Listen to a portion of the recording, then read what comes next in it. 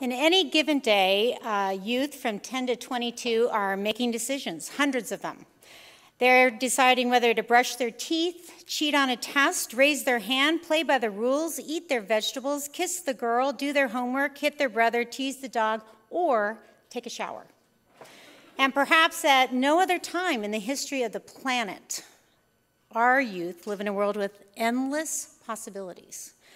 Certainly different from their grandparents who had more established cultural expectations and about their work and career decisions and their roles at home or even their dreams. It can seem at times like our youth today are really handed endless tsunami of decisions. I would say something that screams simultaneously the wildly disparate ideas of just do it and just say no. And it can feel overwhelming as a parent or a provider to know whether you are offering safe enough limits with enough information to keep preteens and teens from dangerous problems and yet allowing them the freedom to make mistakes, which is staying close while standing back. It's a little bit like quantum physics. My background as an adolescent nurse, manager, and consultant in a pediatric setting, primarily at Children's, but my true calling has been as a community educator. So 21 years ago, I listened to a voice in my head that was looking at work and data that said, people learn about puberty and sexuality from their parents, but really kind of the question is, what are they learning? I don't know if you can think through from your youth what your experience was and what you learned about your period or sex, but most of us can probably say that we had a wild, disparate amount of information. And I thought to myself, isn't that interesting how we just let that be on such important parts of who we are? And what if we created an opportunity where children or preteens and teens could actually sit with their family in the same moment and actually hear some very entertaining, humorous, very fun experience, so that the whole goal is not even what it is that's being said, but the idea that they've heard it together. And then you add to the fact that then the opportunity is to sit in the car on the way home and say, wasn't that fun? Should we talk some more about that? Or a week later, a month later, a year later, you say, hey, remember that class we took together? Could I go back and talk about that again? It becomes a shared experience. And from that singular idea, we created a class for preteens and a parent 21 years ago, and it's just been this endless, endless privilege and joy. We've given this class to tens and tens of thousands of kids. We give this class based out of Seattle Children's Hospital, and we also give it out of Lucille Packard Children's Hospital down in Palo Alto. And we have about 5,000 families a year go through our program, and it is pure heaven. It is hilarious and fun and poignant and amazing. We also have some other programming as a part of our Great Conversations work. We talk to providers, we work with families on the side, and we also put together kind of 3 basic curriculums. The base of our operations is this talk with preteens and families on sexuality and puberty, but we also do a course called Great Friends, and that is working with middle school kids on navigating through social relationships, finding effective communication patterns, dealing with conflict, teasing, bullying, etc. Also super fun. We do that either with kids on their own or also with a parent. That's kind of flexible. And then the third part to our curriculum that currently exists is called Great Choices. And we work with primarily 8th, 9th, 10th graders. Kind of depends on the community and their needs. And it's about decision making around alcohol, drugs, sexuality. And we look at peer pressure and what comes up. And again, that program can be in a community with your parent or with kids on their own, or both. In addition to that, we do a lot of parent talks and get a lot of input from families. And so I am not a researcher or with the background of the presenters this morning. I'm primarily an educator, but I've had this amazing experience of spending thousands of hours with tens of thousands of families, and so I'm going to bring the observations of that experience and weave it together with some of the information you had this morning and see if we can come up with strategies, boots on the ground strategies for working with families. I want to break this discussion down into kind of 3 topics. The first is the developmental space of teens, kind of looking at what are the questions on the minds of tweens and teens today. The second part that I'd like to look at is what's the developmental space of parents and what is on their heads, their worries and concerns in today's world. And then the third is, what are some specific strategies that we can do to work with families to kind of navigate through some of this time, this tsunami of decision-making time? I think adolescents kind of come with a certain set of expectations and unwritten rules. First, they feel like they're able to make their own decisions. And second, and these are key to put together, that you will always be there for me. And I don't always feel understood. Sometimes you just don't get it. If I show that I'm listening too closely, you might feel encouraged to keep talking. I am curious and stimulated about the world. I want to make a difference. My friends are important. And I pretty much know everything I need to know. Given that as their base, I have that. Any of you who love Adolescents probably love the comic strip Zits, like I do. And one of my favorite Zits comics is Jeremy, the adolescent, and his friend leaving. And their mom says, "Hey, honey, have fun." And the dad says, "Enjoy the party." And Jeremy turns to his friends and goes, "See, my parents are always telling me what to do." In our classes for preteens and teens, we have the students write anonymous questions about puberty and sexuality and decision-making. And when we look at the tens of thousands of questions, 4 themes tend to come up over and over and over again. The first theme is something about their physical selves. Am I normal? Does this body look and work the way it's supposed to? That's their physical theme. The second is all their emotional selves. What am I feeling and why do I feel the way I do? The third is, how do I fit in? Am I important and included? And that's their social sense of themselves.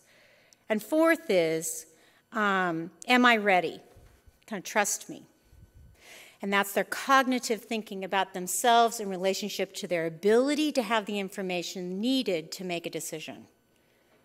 When we look at all these anonymous questions put together, we have some fantastic pieces of information around what are on the minds and what are the questions on the minds of kids today. I have some examples that I've brought in from some of the physical questions of kids. Let's see if I can. Here are some of the questions we've been asked in our years of experience. If my mom is 5'4" and my dad is 5'8", and I am very small for my age, and I am in the 6th grade, what is the latest possible known growth spurt? I've heard from my friends that if you eat a lot of corn, you grow breasts faster. Is this true? When do you stop having BO? When your voice gets deeper, do you burp deeper too? I've gotten fat this year. Will that go away? How much hair do you get in your armpits if you don't shave? In inches, please. And is it okay if you cut that with scissors, or is it better if you shave? Did you say your period lasts 4 to 7 days or 47 days?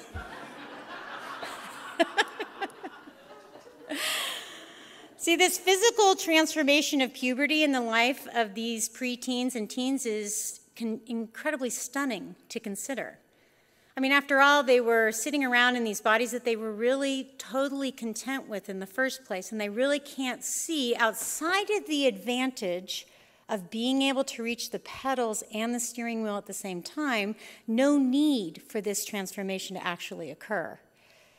And it is challenging to think of the enormous self-conscious time that you add in this transformation of breasts and periods and BO and hair in new and interesting places and oily hair and pimples and penises and growing 2 to 12 inches and gaining 65 pounds.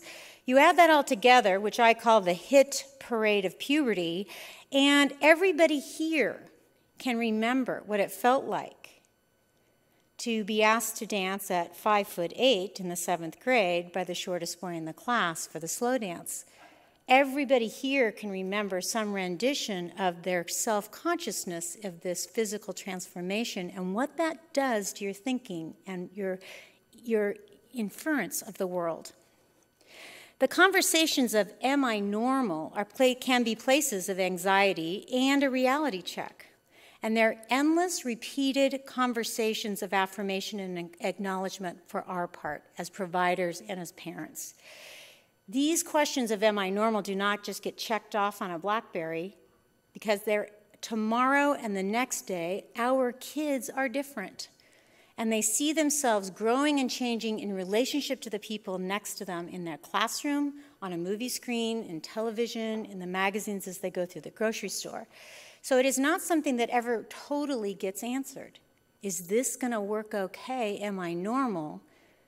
And you can imagine how any of you who are providers and parents of children with any sort of physical special need, how that adds to the anxiety or the concern or the depth of question that gets asked. Question number 2, what am I feeling and why do I feel the way I do? There was some discussion this morning about the amygdala, this emotion center. It's been working perfectly, fantastically for all these kids, whether they were an infant and through puberty. If they felt hungry, they cried and someone fed them. If they felt angry, they cried and someone cuddled them. So emotions and being able to express yourself has been a part of who they are.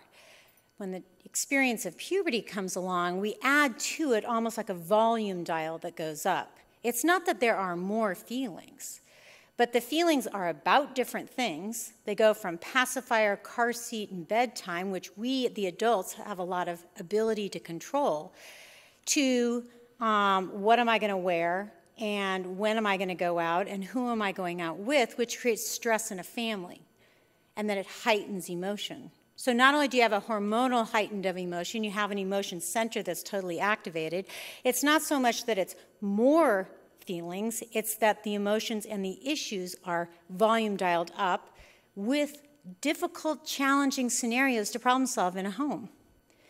Add to that some of the ways that we are wired. We have that fight or flight response, that total ability to put our body on high alert, gives us the ability to leap over snakes and other things. We have the ability to, through dopamine, to seek pleasure and avoid pain, and that certainly drives emotions as well. What feels important or what you will go to the mat for, to be able to get a release of dopamine, changes, and people make decisions upon that. Social connection, kind of oxytocin, vasopressin, people wanting to connect with others, that we are wired to do so. And then seeking approval and empathy, being able to show empathy or experiencing guilt. Those can be drivers in that emotion center that add to the way we might make choices for emotions. In our work around kids and their feelings, we work a lot with asking kids to identify feelings and put labels around feelings and give them the opportunity to put articulation around their feelings, because one of the hardest challenges of conflict between parents and kids is because kids are still learning the language around their emotions. It kind of comes out all in one big blah cry scene. So by being able to put words to it and drive a thing, then we can help the kids identify just being mad. Is it mad, or is it mad disappointed, or mad discouraged?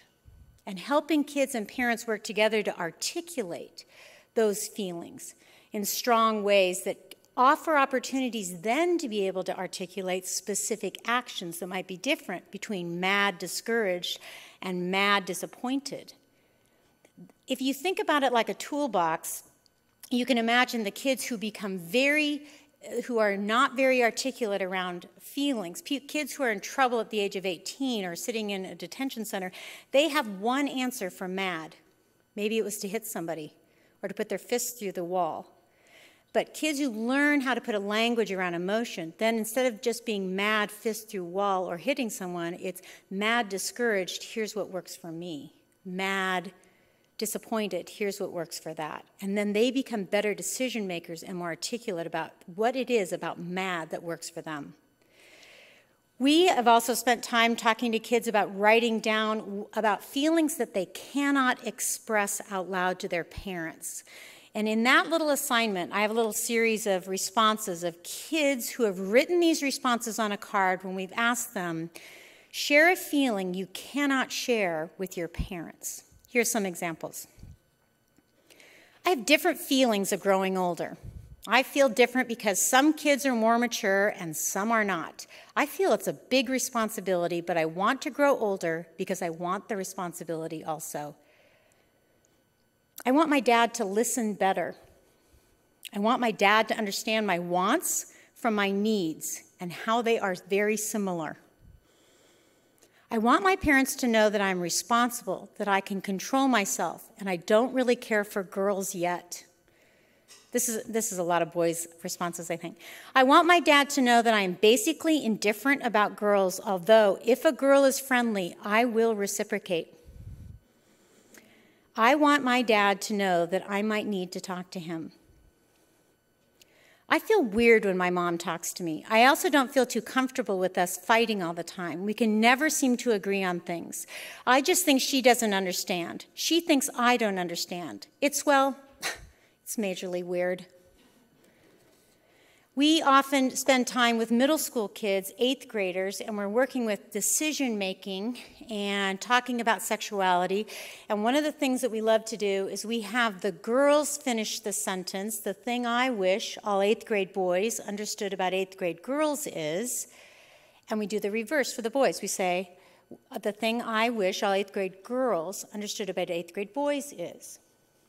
The girls have quite a range of responses in that, from kind of defiant girl power type statements, like we're just as good as boys. That's kind of one part of the girls' response. Another part is we don't all like to shop. Okay, that's kind of another little section there, kind of, again, a defining thing of things. And then maybe another third is something around the lines of, we like to be liked as much for the inside as you like us for the outside. That's a kind of a typical girl class response. The boys, however, are very singular in their response. The vast majority, over 90% of the responses of the boys, and we've probably done this, 3,000 times to kids, 8th grade boys, 90% of the boys say the same thing. They say, I wish 8th grade girls, I wish the thing that 8th grade girls understood about 8th grade boys is that we have feelings. It is unbelievably powerful. It creates such an incredible opportunity to read those responses out loud to a group of kids. I always read the girls first, and everybody laughs and carries on about that. And when it gets to the boys, you can hear a pin drop. Because those boys they're begging for those girls to recognize. They'll say it in interesting places, like, we're not as stupid as we act. We have feelings. Please don't tease us because we seem like we're joking around. We have feelings. That's the kind of way they express that. It's powerful. It's powerful. Social. How do I fit in? Am I important and included? Kids who are able to maintain flexible friendships in early elementary school are drawn by sometimes mystical forces to create cocoons of safety in middle school, bound together by sameness. Some of that sameness is visible, like North Face jackets, or a certain kind of flip-flops, or being on the chess team. And sometimes those cocoons of safety are around things that are very mystical and magical, even for the kids themselves. If you ask them how they group together, sometimes they can say it's the way we wear our hair, and sometimes they will say to you, I have no idea. And sometimes that feels uncomfortable. It's almost like they feel like they've been given a deck of cards and it's been dealt out, and that's the place that they belong. And that is one of the most challenging things as both parents and providers, to help your kids see themselves who you thought even a year ago were able to define themselves for themselves, now get caught up in what feels like a mystical force. Some people call these cliques. I think cocoons of safety feel more descriptive and helpful for me, because when you see it as a cocoon of safety, you start to understand some of the motivation of choosing to be same. And doesn't it make sense that at a time when you are most physically different, when the difference of somebody on the freshman football team might be 100 pounds, that what else would you choose but sameness? And sometimes sameness can even be around the words you use, right? It can be around the kind of kids that you hang out with. It is more bound around trying to seek something same at a time of most difference. And to me, that always seems like it makes sense. And it's true developmentally that kids, as they become more same, as they get to the end of high school and into college, they tend to loosen up the grips, and they find, again, they go back to the idea of what is unique becomes more interesting for them. What is curly hair that keeps you out in 7th grade actually becomes your greatest asset by the time you're a freshman in college. So that whole idea of sameness releases its grip. Here are some of the kinds of cards we've received on social for preteens. If two girls are always whispering and acting like you're interrupting their private joke, what should you do, and how should one cope? How do you know what boy is right for you? I hate this boy, but for example, let's say I like Stuart T. How do you know if he's the right boy for you? Again, I repeat, I hate Stuart T, so don't get the wrong idea. I was just thinking of a name for a boy. These are written, okay? That is a written card. That is not me repeating what I heard. Okay, I have a best friend that is a boy, but I want a best friend that is a girl. But I can't seem to find a friend who likes me at all. There's a difference here in gender for socialization, and there's been such nice work done by so many people. You know, it is always holding these statistics loosely around gender, because there's always unique people who are different. But some of my favorite work has been done by Deborah Tannen, who's a linguist at Georgetown University, and she's really looked at gender differences in the workplace, but she's also looked at gender differences in socialization for teens and preteens. And one of my favorite stories that she tells is she takes a group of 6th graders, and she puts the girls in one room and the boys in another room, and she lets them sit there for an hour. The girls, let's start with the girls. The girls sit in a circle, they look at each other, and they talk about one singular topic for the entire hour, which is about their friend, another girl who's not in that room. The boys, for the same hour, talked on 55 different topics. They did not sit in a circle. They did not look at each other on any sort of continuous basis. They slouched, they looked around, they looked up and over, and they just kind of randomly had this thing. Socialization and language around gender differences is fascinating. When you have girls who depend upon eye contact and a nodding head approval, and then you have a boys whose understanding of what is listening does not involve some of those same cues, then you have a socialization gap, which drives boys to beg for the girls have no idea boys actually have feelings, because the boys don't communicate by doing the same communication cues back to them that they're expecting. I think that's fun. John Medina tells another I've learned this story from John Medina, this great story about gender differences and a rock. He said, Deborah Tannen tells a story about 2 boys and a rock. The 2 boys and a rock, one boy says, I can throw a rock and hit that light. The second boy says, I can throw a rock and hit the back of this room. And the first boy says, I can throw a rock and hit the moon. Okay, socialization and a hierarchy of achievement.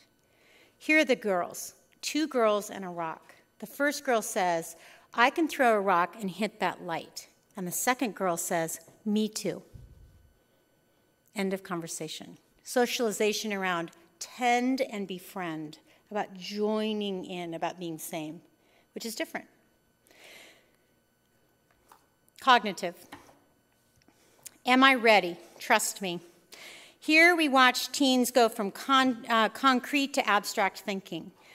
I can tell you without a doubt, when we work with kids on decision making, if I'm working with a group of 6th graders and I create a difficult scenario, the 6th graders inevitably will say to me, I would never do that. Never would I choose to smoke a cigarette because my dad would hate that. He would get mad at me. Or I would never, ever do that because my mom doesn't like that. Black and white, the judgers, the 6th graders, the end-all, be-all of judgment. They know it, they're true to it, they'll hold on to it, it's concrete. I give the exact same scenario to a group of 8th graders. And the first thing somebody says is, would my dad find out? See, hear the difference? They already are working out the angle of it. They feel caution. They feel like parents are involved in that thing, but they're willing to risk and navigate through it in a more abstract way. I've gathered my nieces and nephews together and created pretty much a fantastic research slide on this. Because given an age range of 4th grade through high school, I can guarantee the response given a same scenario just by age on this idea. Decision making is much more black and white as a concrete thinker, and then as they get older, they start to navigate through, well, what if? If I think I could get through that barrier, I'll make that decision. I'm willing to risk it. So you essentially have this physically and sexually mature body with a mind wired on pure gut instinct, on high volume, attracted to sameness and connection with a group identity. That is the picture of a teenager. And that is what makes parents and providers so excited to work with them. You can see all this simply reflected in a piece of data that I love that was done, it's not a huge study, it's just this little study, but it just captures it so perfectly and simply. Why do I choose high-risk teen behavior? These are teenagers answering, and they simply said these top 3 things. A, peer pressure. B, because it was popular, it made me more popular. And C, because it felt good. Remember back to what we're wired for? We're wired for social connection. We're wired by dopamine, seeking pleasure and avoiding pain. And we're wired to seek approval. Everything that we're wired for is working for me right here. Why do I do it? I simply say people choose behavior that works. People choose behavior that works. Perhaps it's because it released dopamine and made me feel better. Perhaps it was because the social scenario or social connectedness was more important to me than anything else. Or perhaps my impression of how others would see me drives my decision. I don't think we know enough about that, what it is about this, but this to me clicks, and it is everything about the way our brains are wired. I know tomorrow that Leslie Walker will talk a lot more about topics about adolescent risk-taking behavior, but I think that there's some simple things that we can review around things that are commonplace amongst our adolescent and teenagers that might be helpful to know. Like, let's take smoking. Most kids don't smoke. About 10% of middle school kids don't smoke.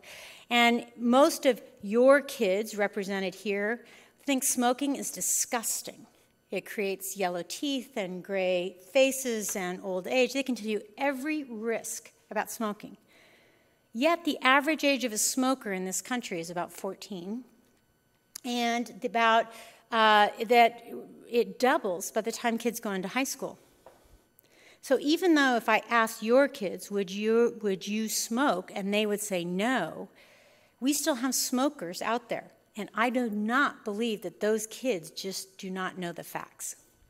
That there's a certain set of kids here that know that smoking has those bad things, and some kids know that, and some kids don't, and those kids that don't smoke, I don't believe that. I believe it has more to do with this. This idea that for some kids, smoking is a part of something bigger. In the book Tipping Point by Malcolm Gladwell, he makes a great thing. He says, we advertise forever about the risks of smoking. We got very good at that. All of your kids that you represent in your world and your neighborhood, they can list for you the risks of smoking, yet they still choose to smoke. But the risk that they see is so long-term when the immediate benefit is so real for them. And if the immediate benefit is I could be part of something. It's either the part of the group of the kids that I'm with now, or let's add to it the media, where smoking cigarettes is shown 300% more often in a movie and television than it is in real life.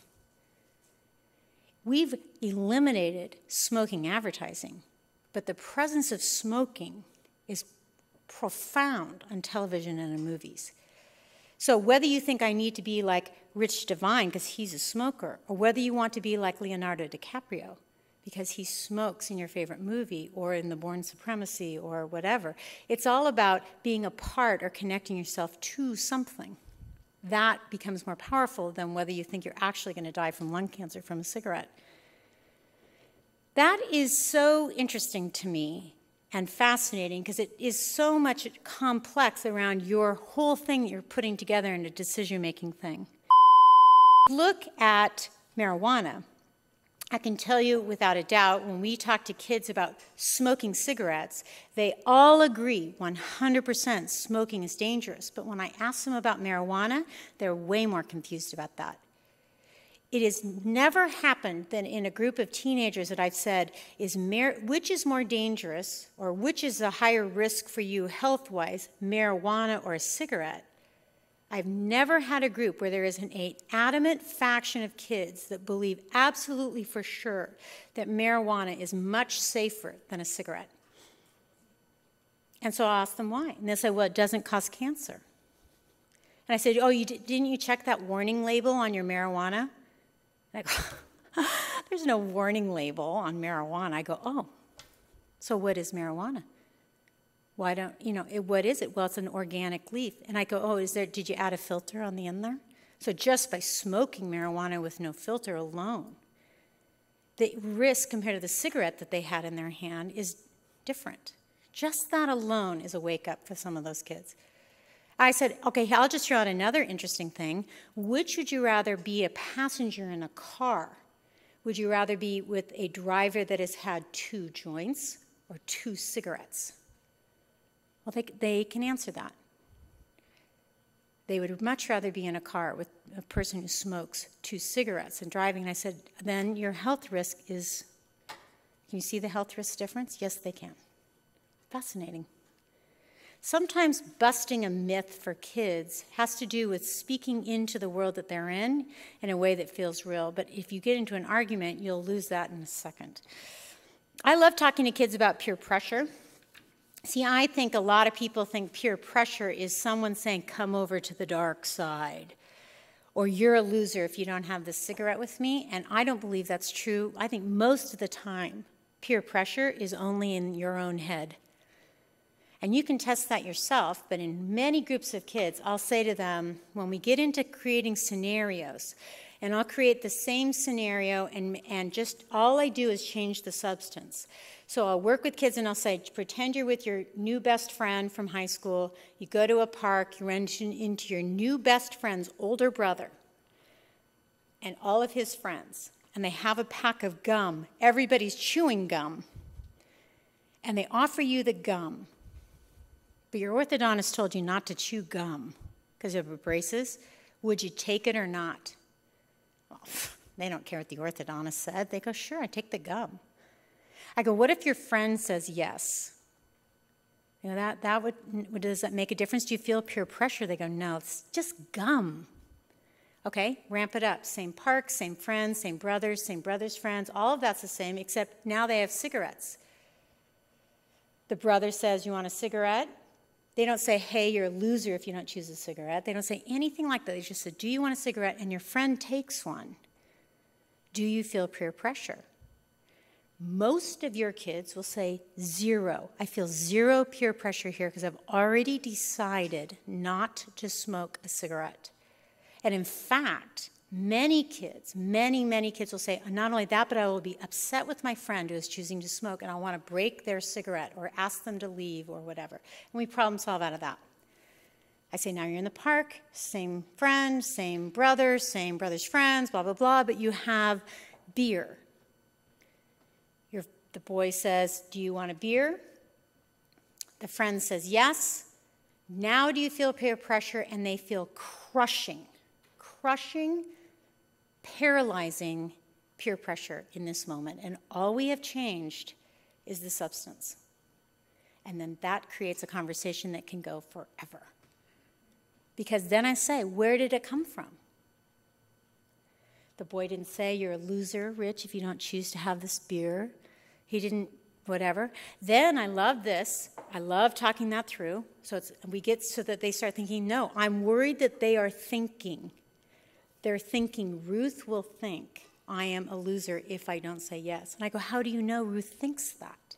Well, I don't. Then I'll say, all right, here it is. If you decide whether you're going to say yes or no in this moment, and they decide and they vote, they hold their hand up, they claim it, and then I'll say, now it's next Friday.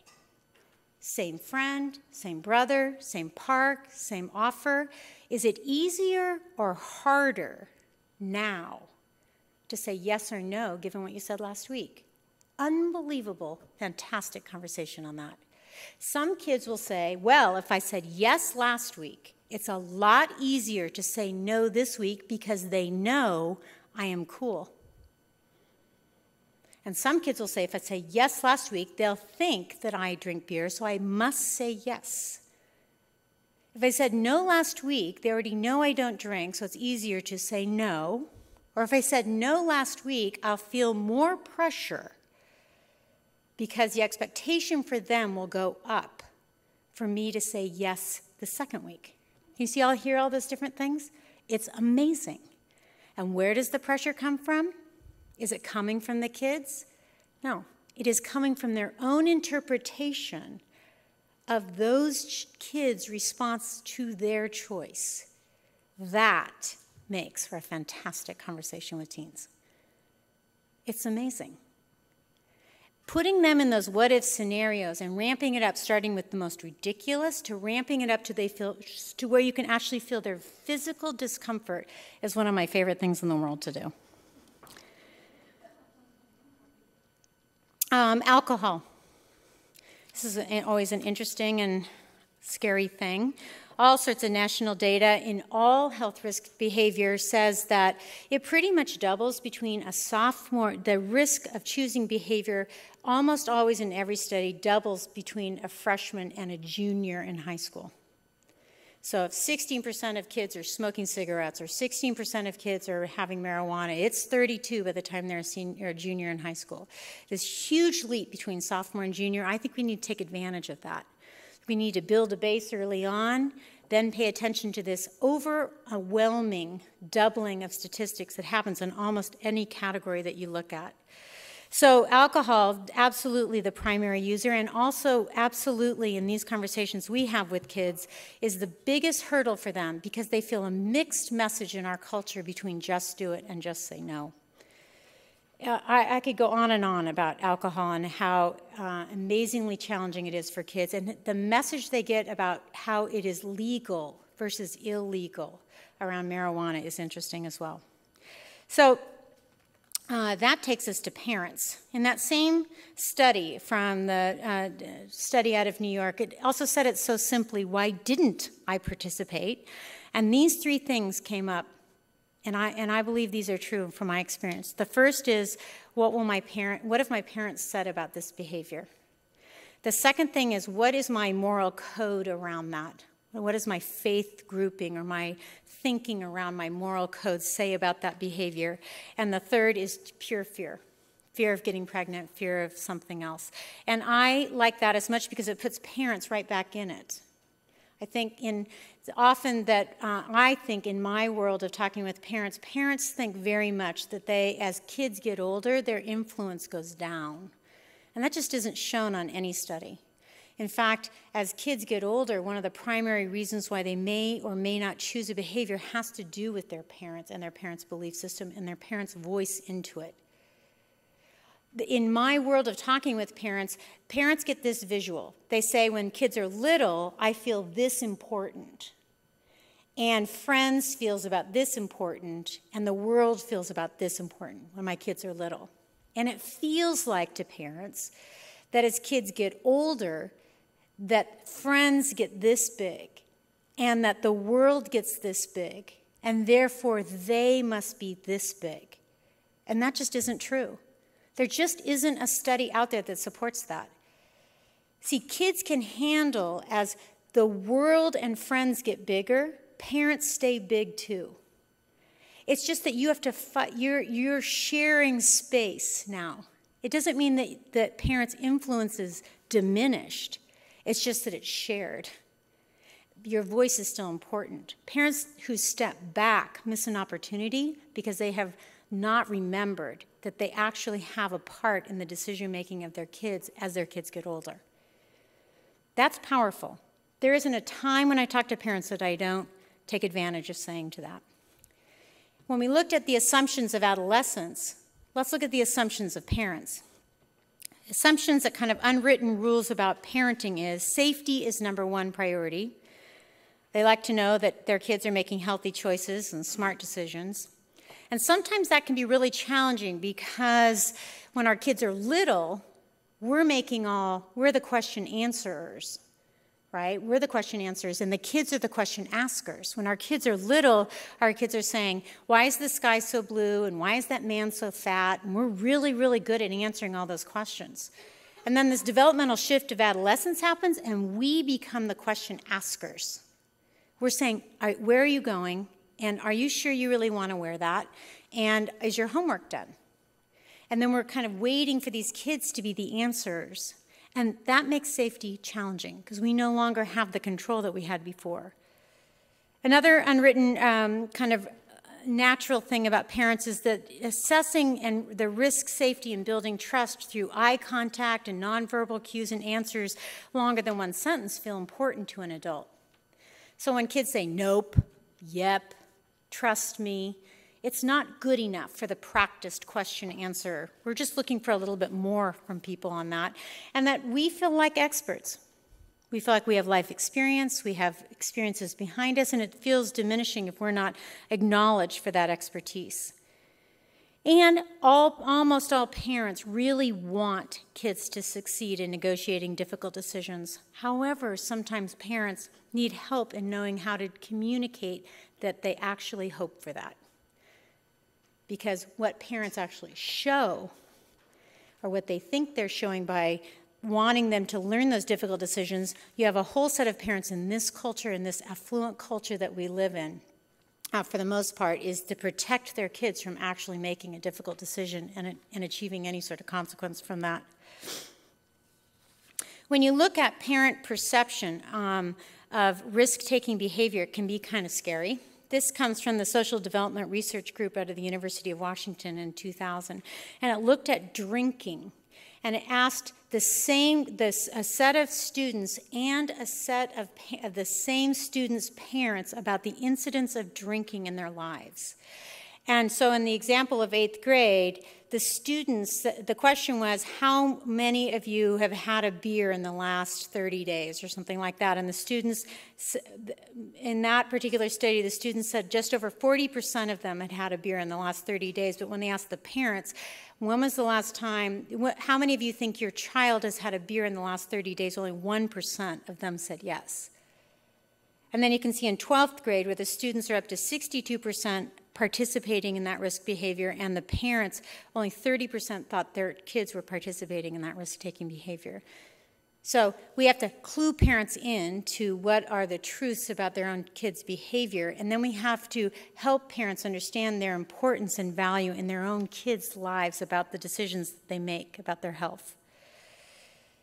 So where does that leave us, and what opportunities do we have to help parents become more effective in working with their kids, and what skills can we give kids to help them become better decision makers? Well, first of all, I'm a big fan of John Gottman, and a couple people have brought him up here today, and I believe John Gottman from the University of Washington and Seattle area is just brilliant. And one of my favorite books that he's written is Raising an Emotionally Intelligent Child, and it kind of brings some of these ideas together of helping kids identify their feelings, giving them an opportunity to make decisions, and then having them live with consequences. In our program, we create mantras called feelings, actions, and consequences. And we spend time with kids trying to identify their feeling, trying to choose one or more actions for that feeling, and then thinking through consequences. John Gottman's done some of the most incredible longitudinal work that supports this idea that if kids can articulate their feelings and their emotions, they'll be better decision makers. But even then he adds this: if you can think of one or more choices around that emotion, or in that scenario, one or two would be better. If you can think of more than one, then you'll even be a stronger decision maker. And then you add the third element: can you actually envision the consequence? Then you got a slam dunk. Here's a scenario of a conversation between John Gottman and his preschooler daughter. He's not an adolescent, but I think you'll get the feeling, because I think it's a brilliant piece of parenting, and it talks a little bit about what I try to do when I work with parents to help them understand how this would actually work in a scenario with your child. His child, Moira, says, I don't want to go to school because when we have to get partners for swimming class, Margaret always wants to be my partner, and I'd rather be partners with Polly. Just the kind of dilemma that a kid has a strong feeling about, and as a parent, I don't know about you, but there's one response for me like, who cares? Or I'm going to call that girl's mother. Right? Somewhere in between there is probably where you land up. So Moira is so upset about this, she doesn't even want to go to school. And this is what John Gottman says to her: I can see that this problem really makes you feel frustrated. See, put that up against the example that John gave earlier about also identifying. You're just reflecting back the feeling. That's all your job is. You're just trying to get an affirmation to say what the feeling is. He doesn't solve it for her. He just reflects back the feeling. I can see that this makes you feel frustrated. She goes, yeah, it's a bummer. Now, at this point, as a parent, I don't know about you, but you just want to give your idea now. Like, okay, I did that. Now I'm going to give her my advice. But he doesn't do that. He says to her, what can you do about it? She says, well, I don't really know. I mean, I like Margaret, but I'm just tired of always being her partner. Maybe I could just grab Polly's hand before Margaret asks me to be her partner. Now, I don't know about you as a provider or a parent, you want to go, okay, that's never going to work. So I either have to solve that, tell her my advice, discourage that behavior that's not going to work, right? You can think of all these things that you do. He doesn't do any of that. He says to her, good, that's one idea. He's allowing her to come up with a decision on her own. He's affirming that it is a possible decision. But this is my favorite part. He has to add a little caution there. He goes, you'd have to be really fast, but you could probably do it. And then nothing happens. And then he does another brilliant thing. He still doesn't give his advice. He says, can you think of anything else? And she goes, no. And he goes, well, have you ever had that feeling before?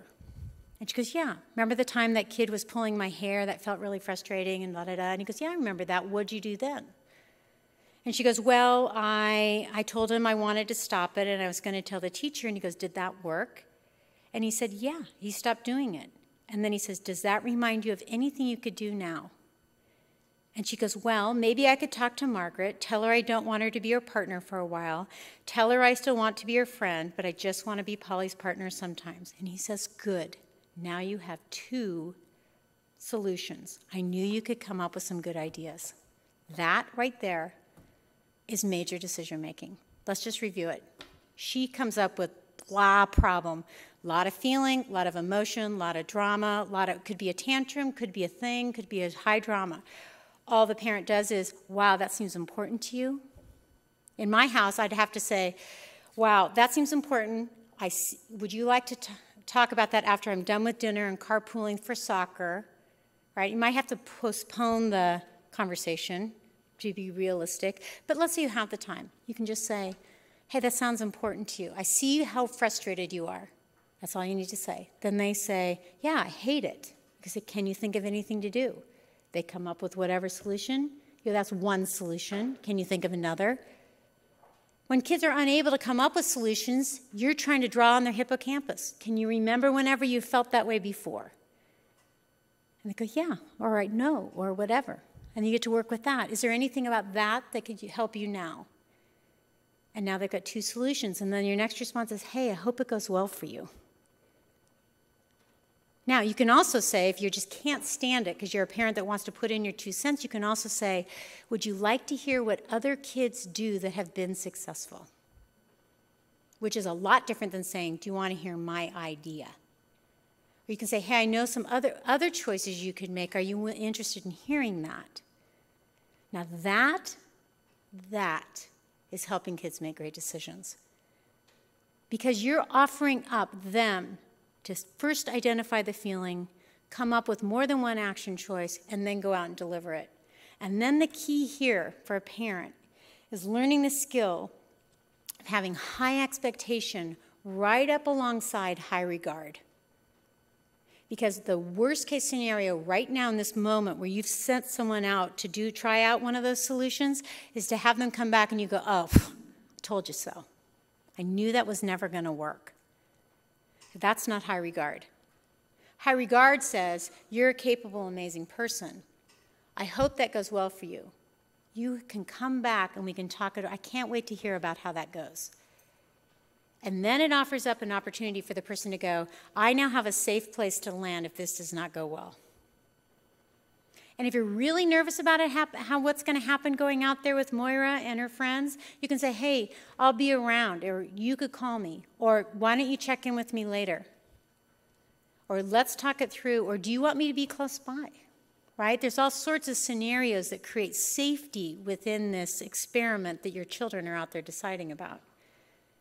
So for me, our opportunities as a provider or a parent is to take some of these strategies and coach people into it.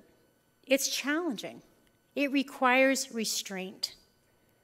One of the biggest ahas of my professional life was when at the time, she was interim director of Children's Psych Unit, Elizabeth McCauley, was speaking, and she said, the primary task of adolescence is self-control. I went, wow, that is mind-blowing. See, in our world, we think kids are out there out of control, and we have low regard of their ability to be in control, right? And we think that it's really about their independence. Self-control requires partnership and interdependence. It requires conversation and risk-taking and coming back and failing and making mistakes and having success. Somewhere along the way, we also in the 60s and 70s got this kind of convoluted idea that it was our job as providers and parents to hold up the self-esteem of our kids. And that self-esteem was about feeling good about yourself and to never not feel so good. So we only gave out gold stickers and we got rid of red pens in the 60s and 70s. That was such a sad mistake on our part. Now everybody gets a trophy just by showing up, even if you never play the game or whatever. And we only think we're supposed to say positive. It really is not the definition of self-esteem, and self-esteem is not the primary task of adolescence. Self-control is. Self-esteem, feeling good about yourself, happens when people have overcome an obstacle. It's about navigating through conflict. It's about coming up along bumps and bruises. It's about Moira going out here and having both of those solutions fail. Self-esteem comes from going out there and then recognizing, hey, I could do that differently and have it go, or I've succeeded. Our job working with parents and kids is to give them skills and confidence in their influence on the world and their ability to influence decision-making that it can be very, very powerful. Self-esteem is not something we hold up and prop up by saving our kids from failures. Self-esteem comes from navigating through a problem. If you think for yourself, I can see out here, not all of you are having a gold star day today. Yet I'm sure and certain that as professionals, you may have high self-esteem about your accomplishments and your overall success and what you're up to, or how you are as a parent or a neighbor or a friend or a dog owner. Self-esteem comes from overcoming challenges and being able to navigate through successfully over time. It is not over an immediate success. I'm just going to end with one quick thing. In my class, we used to have the girls introduce themselves and their parent, and then say something that they enjoy working or doing together. And one time, the girls, I'm Natalie, and this is my mom. We like swimming, and we went around the room. We got all the way to the end, the very last daughter, and she said, "My name is Sophia, and this is my mother, Rose, and the thing we enjoy best is talking about the canopy and the forest floor." And I go, "What? The canopy and the forest floor?" And she goes, "Yeah, the rainforest." And I go, "So you talk about the rainforest every day?" She goes, No, the highs and lows of every day. That's what we like doing together." I thought, oh my gosh, that's so cool. I went home and I Googled rainforest and canopy and forest floor, and I was thinking, this whole parenting thing is kind of like the rainforest.